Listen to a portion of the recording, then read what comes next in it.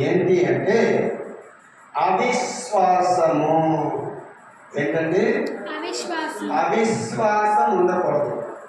ఏదైనా పర్లేదు కానీ దేవుడి మీద అవిశ్వాసం ఉండకూడదు. అవిశ్వాసం అంటే ఏంటి అంటే మనకి చిన్న బాధ వచ్చింది. ఆ బాధ వచ్చినప్పుడు ఇది తగ్గుతుందో తగ్గదో, నా దేవుడు తగ్గిస్తాడో తగ్గించడో, నా దేవుడు ముడతాడో ముట్టడో అని అవిశ్వాసం మనలో ఉండకూడదు. యేసయ్యా నీకు తప్ప నాకు ఎవరున్నారు యేసయ్యా అని దావీదు ప్రార్థన. సింహాల బోనులో ఎవరు చేశారు ప్రార్థన? అగ్నిగుండములో ఎవరు చేశారు ప్రార్థన? చెరసాలలో ఎవరు చేశారు ప్రార్థన? పౌలు శీలలు. జైల్లో ఎవరు చేశారు ప్రార్థన? యేసేపు. చేప కడుపులో ఎవరు చేశారు ప్రార్థన?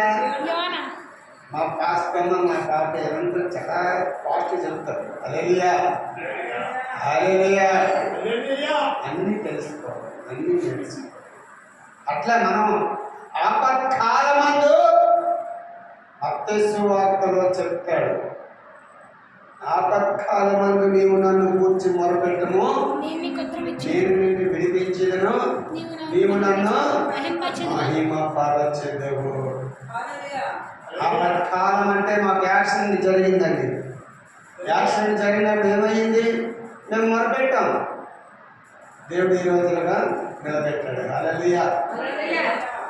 మొన్న రాత్రి మోషే గారు ఒక మాట చెప్పారు, నాయన బయటికి వెళ్ళాను నాయన, రాత్రి 12 ఏమవుతుంది బయటికి వెళ్ళాను, అటు వస్తుంటే కాలు జారిపోయింది, కాలాలో పడిపోయింది, కనీసం చిన్నది గీరలేదు, నొప్పెట్టలేదు. నా కొడుకు అనంత వచ్చి లేపి, అవునన్నా నీకు గీరలేదు, నొప్పెట్టలేదు, కాలాలు పడిపోను, ఏమైంది నాన్న? నిజంగా నీ దేవుడు గొప్పవాడు. హల్లెలూయా. షద్రక్ మేషక్ అబేద్నెగోలు అగ్నిగుండంలో ఉన్న అవిశ్వాసంతో లేరు.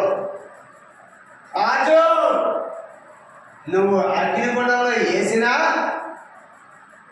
నా దేవుడు కాపాడుతాడు. నా దేవుడు కాపాడినా కాపాడకపోయినా నా దేవుడు దేవుడే. హల్లెలూయా. అది విశ్వాసం. అంతేగాని అవిశ్వాసంతో మనం ఎప్పుడు కూడా నిరాశపడకూడదు. సడన్గా మరణం వస్తుంది. దేవుడే అన్నాడు, మరణమా నీ ముళ్ళు ఎక్కడ? హల్లెలూయా. మరణ భయాన్ని, మృత్యు భయాన్ని, చావు భయాన్ని తప్పించే దేవుడిని మన దేవుడు. అవునా కాదా? యాయి కుమార్తెను బతికించలేదా? నాయను విధవరాల కుమార్తెను బతికించలేదా? వాళ్ళు చనిపోయినా లేదా? చనిపోయిన నాయను విధవరాల కుమార్తెను బతికించలేదా? చనిపోయిన నాయను విధవరాల కుమారుని బతికించలేదా?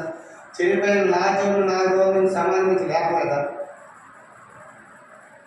హిజ్కియా ప్రార్థన చేస్తే 15 సంవత్సరాలు ఆయుష్ ఇవ్వలేదా? హల్లెలూయా హల్లెలూయా.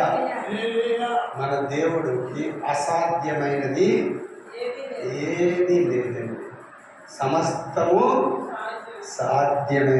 హల్లెలూయా హల్లెలూయా.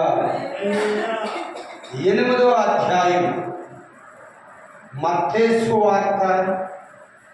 త్వరగా చేద్దాం, త్వరగా చెప్పుకుందాం. హల్లెలూయా. మత్తయి సువార్త 8వ అధ్యాయం 6వ వచనం చూసుకున్నట్టు 26వ వచనం చూసుకున్నట్లయితే 8వ అధ్యాయము 26. అందుకు ఆయన, అల్ప విశ్వాసులారా ఎందుకు భయపడుచున్నారు? వారితో చెప్పి, లేచి గాలిని సముద్రమును గద్దింపగా మిక్కిలి నిమ్మన హల్లెలూయా హల్లెలూయా. యేసుక్రీస్తు ప్రభువుల వారు మాట్లాడిన మాటలు అందుకు అందుకు ఆయన ఎవరు? యేసుక్రీస్తు ప్రభువు వారు. మత్తయి సువార్త 8వ అధ్యాయం 26వ వచనం ఇలా చెప్తానండి.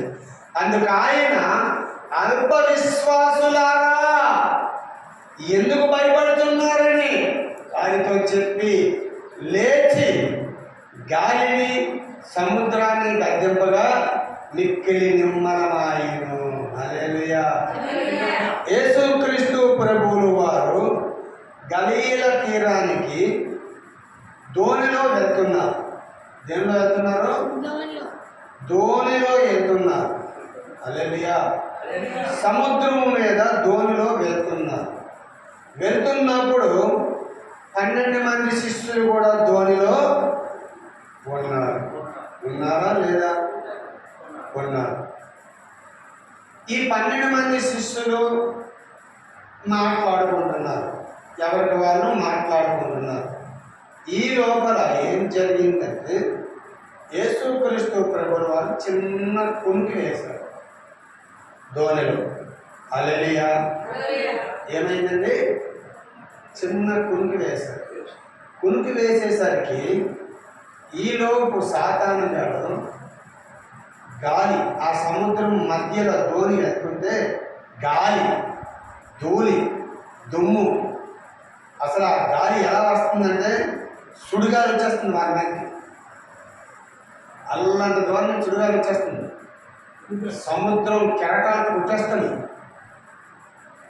ఆ సుడిగాలి వచ్చి సముద్రం కెరటాలు కొట్టిందంటే దోణిలో ఉన్న వాళ్ళందరూ ఏమవుతారు? సముద్రంలో పడిపోతారు. ఈత వచ్చిన వాళ్ళు సముద్రంలో ఎంతగాని ఈత కొడతారు, ఎంతగాని ఈత కొడతారు. అంత ఈత కొట్టగలరు.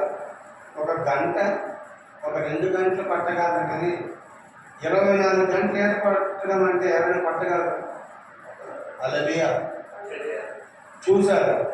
అమ్మో ఈ గాలి వస్తుంది, ఈ పెను తుఫాను వస్తుంది, సముద్రం అలలు పైకి లెగిస్తాయి అని భయపడిపోయి మేమందరము భయపడతాము, మేమందరము బాధపడతాము, మేమందరం ఇబ్బంది పడతాము,